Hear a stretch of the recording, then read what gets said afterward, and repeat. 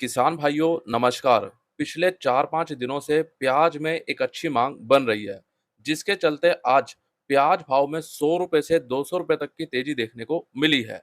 और अगले सप्ताह हो सकता है प्याज भाव में 100 रुपए से 200 रुपए की और तेजी देखने को मिले।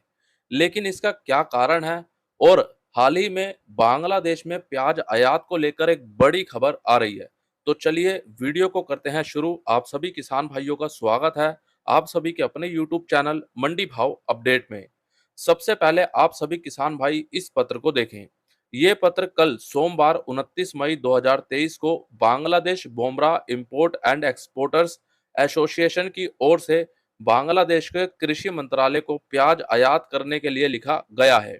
ये पूरा पत्र बंगाली भाषा में लिखा गया है और इस पत्र में Bhomora import and exporters association के द्वारा और क्या-क्या बातें बोली गई हैं उनको हम थोड़ा विस्तार से जान लेते हैं। इस पत्र में लिखा गया है कि बांग्लादेश में प्याज एक महत्वपूर्ण खाद्य फसल है। इस वर्ष प्याज के उत्पादन की मात्रा के कारण बांग्लादेश का उपभोक्ता साधारण प्याज बहुत सस्ते दामों पर खरीद सकता था। लेकिन दुर्भाग्य से प्याज की कटाई से ठीक पहले बांग्लादेश में हुई तूफानी बारिश के कारण प्याज का उत्पादन कम हो गया और प्याज भाव में कमी आई। फिर प्याज बाजार में गिरावट जारी रही। नतीजा यह हुआ कि प्याज की सप्लाई आम किसान भाइयों से लेकर बड़े व्यापारियों के पास चली गई, जिसकी मात्रा तुलनात्मक रूप से बहुत कम है। इसी के साथ कुछ बेशरम कारोबारी ईद उल हजा से पहले प्याज को बाजार में 100 से 150 टका के भाव पर बेचने की तैयारी कर रहे हैं, जिससे उन्होंने बाजार में प्याज की सप्लाई पूरी तरह से बंद कर दी है। आप तो जानते ही होंगे हमारे बांग्लादेश में जनवरी के महीने को छोड़कर प्याज का कोई उत्पादन नहीं होता। ऐसे में ईद उल हजा के मौके पर बांग्लादेश में पैदा होने वाले सभी प्याज को एक साथ खत्म करना उचित नहीं होगा। हम यानी Bhomra import and exporters association विनम्रता पूर्वक सुझाव देते हैं कि अभी स्वदेशी प्याज यानी बांग्लादेश के प्याज को समाप्त करना सही नहीं होगा। अगर घरेलू प्याज का स्टॉक खत्म हो गया तो देश में ऐसा संकट खड़ा हो सकता है जो कोई नहीं चाहता, क्योंकि हमारा घरेलू प्याज सीमित रूप में उपलब्ध है। इसकी जानकारी विभिन्न व्यापारियों से मिलती है। इसीलिए हमारा विनम्र अनुरोध है कि प्याज के बाजार को टिकाऊ बनाए रखने के लिए, बेईमान स्टॉक को रोकने के लिए, लोगों की पीड़ा को कम करने के लिए भारत से प्याज के आयात की तत्काल आवश्यकता है और हमें लगता है कि अब उचित उपाय करने का सही समय है। आयात परमिट यानी आईपी इंपोर्ट परमिट जारी करें और इस संबंध में आपके तत्काल हस्तक्षेप का अनुरोध करें।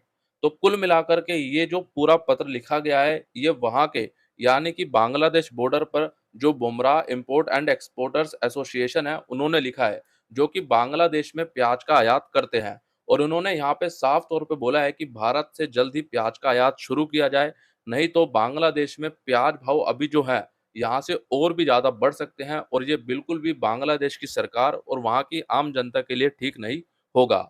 और जैसा कि हम देख सकते हैं इस पूरे महीने में भी हमने लगातार बांग्लादेश में प्याज आयात को लेकर बात करी है। वहाँ की सरकार पर भी काफी ज्यादा दबाव प्याज भाव को लेकर बना हुआ है और बांग्लादेश के वाणिज्य मंत्रालय, कृषि मंत्रालय, वहाँ के वाणिज्य मंत्री और जो वहाँ के आयातक भाई हैं वो लगातार यही चाहते हैं कि प्याज का आयात किया जाए। लेकिन अभी भी समझ ये नहीं आ रहा कि आखिरकार इतनी देरी क्यों हो रही है।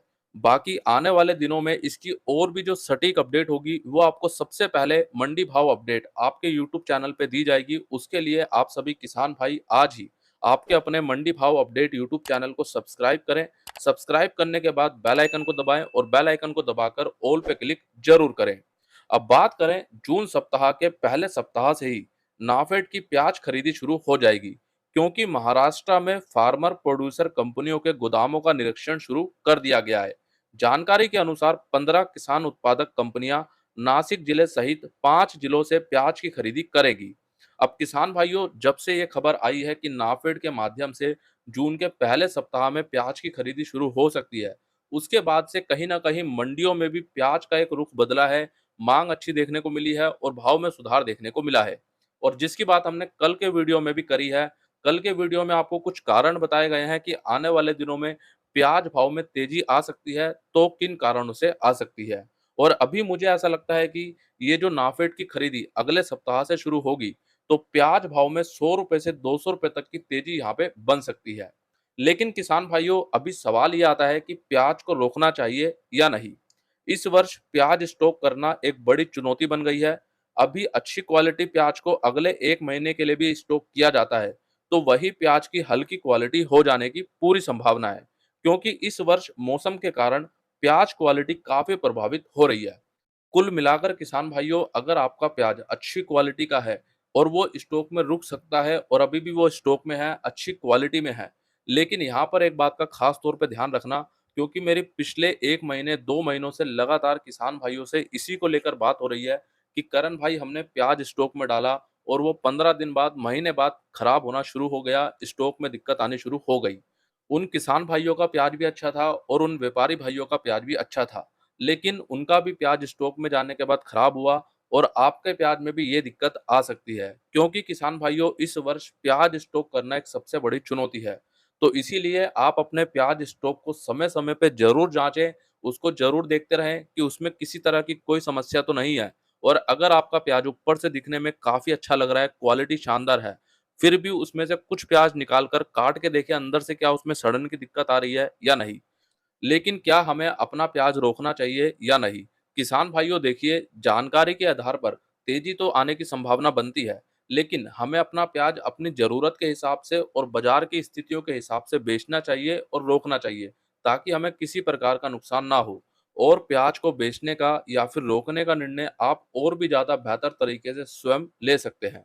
और हाल ही में महाराष्ट्र राज्य की कैबिनेट बैठक में महाराष्ट्र के मुख्यमंत्री एकनाथ शिंदे जी ने निर्देश दिए कि हाल ही में लगातार बारिश के कारण हुए फसलों को नुकसान के लिए राहत वितरण राशि पिछले 10 दिनों के अंदर किसान भाइयों के बैंक खातों में भेजी जानी थी।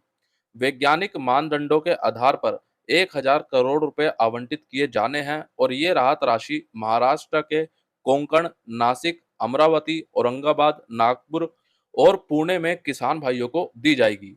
लेकिन हमारी सरकारी योजनाएं भी कुछ कछुए की चाल की तरह ही हैं, क्योंकि अभी तक हमारे किसान भाइयों को ये राशि नहीं मिली है। बाकी हमारे सभी किसान भाई जो इन जिलों से वीडियो को देख रहे हैं, आप कमेंट बॉक्स में जरूर बताएं क्या आपको राशि मिली है या नहीं। और महाराष्ट्र में एक दिन में अगर 65 मिलीमीटर से अधिक बारिश होती है तो उसे अतिवृष्टि कहते हैं, और इसके कारण हुए नुकसान की भरपाई महाराष्ट्र सरकार के द्वारा की जाती है। और अभी हमने जैसा कि देखा, पिछले 1-2 महीनों से लगातार रुक रुक कर इतनी ज्यादा बारिश हो रही थी और अभी भी बारिश हो रही है, तो इसीलिए ये मुआवजा हमारे किसान भाइयों को मिलेगा, लेकिन कब मिलेगा इसकी जानकारी अभी कोई नहीं है। ये केवल पेपरों तक यानी कागजों तक ही सीमित है, लेकिन वो जमीनी स्तर पर कब लागू होता है उसके लिए हमें थोड़ा इंतजार और करना पड़ सकता है। आज बैंगलोर मंडी में प्याज की आवक रही लगभग 275 ट्रक की, जो कल के मुकाबले कम रही। आज बैंगलोर मंडी में कर्नाटक और महाराष्ट्र का प्याज 500 रुपए से 1500 रुपए तक बिका है, जो कल 1700 रुपए तक बिका था। और चलिए अब देख लेते हैं आज इंदौर मंडी में प्याज, लहसुन और आलू का क्या भाव रहा और कितनी तेजी मंदी देखने को मिली। तो सबसे पहले बात कर लेते हैं देसी लहसुन की। देसी लहसुन एक्स्ट्रा सुपर माल 7500 रुपए से 8500 रुपए, सुपर लहसुन 6500 रुपए से 7500 रुपए, एवरेज लहसुन 5000 रुपए से 6500 रुपए, मीडियम लहसुन 3000 रुपए से 4000 रुपए और बारीक लहसुन 2000 रुपए से 3000 रुपए तक बिका है। देसी लहसुन भाव में कल के मुकाबले आज तेजी रही। जो कल तक लहसुन 8000 रुपए 8500 रुपए तक बिका था, आज वो 9000 रुपए 9500 रुपए भी बिका है। लेकिन किसान भाइयों, जो अभी ऊपर में देसी लहसुन 9500 रुपए बिक रहा है, वो केवल 1 या 2 लोटी बिक रहे हैं। अब बात करें ऊटी लहसुन की। ऊटी लहसुन आज इंदौर मंडी में 11,500 रुपए तक बिका, लेकिन ये केवल 1 या 2 लोटी बिके हैं।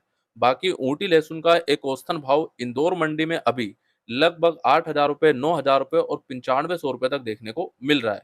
ऊटी लहसुन के भाव में भी कल के मुकाबले तेजी रही और आज देसी लहसुन और ऊटी लहसुन की कुल मिलाकर आवक रही लगभग 10,000 कट्टों की, जो कल के मुकाबले सामान्य देखने को मिली है। वहीं बात करें प्याज की। प्याज आज एक्स्ट्रा सुपर माल 1200 रुपए तक बिका, सुपर प्याज 900 रुपए से 1100 रुपए, एवरेज प्याज 700 रुपए से 900 रुपए, गोल्टा प्याज 400 रुपए से 700 रुपए, गोल्टी प्याज 200 रुपए से 400 रुपए और छाटन प्याज 100 रुपए से 300 रुपए।